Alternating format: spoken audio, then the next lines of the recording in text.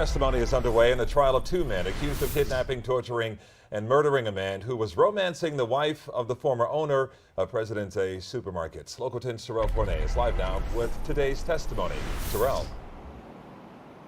Well, investigators are calling this a revenge killing that almost went unsolved for roughly 7 years until those investigators came across a latent fingerprint. That led to some statements from one of the individuals allegedly involved, and they say that they were able to crack the case with the help of some cell phone records plus some other evidence.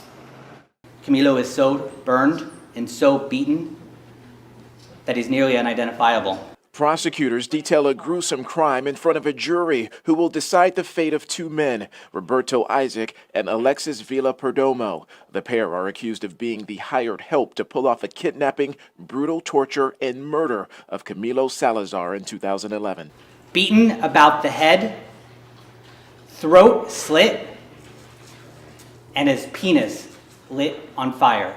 Camilo's remains were found along a desolate dirt road in northwest Miami-Dade. His hands had been bound behind his back.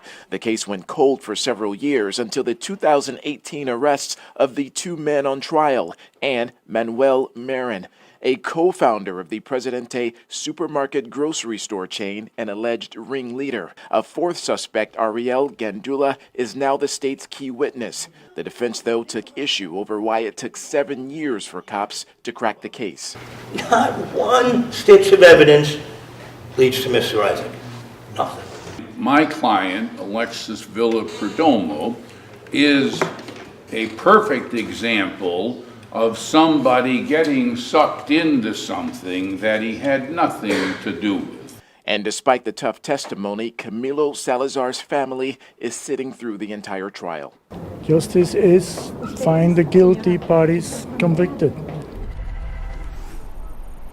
And today, that family having to endure some pretty graphic photos of the crime scene and some pretty gruesome depictions of how their loved one was killed.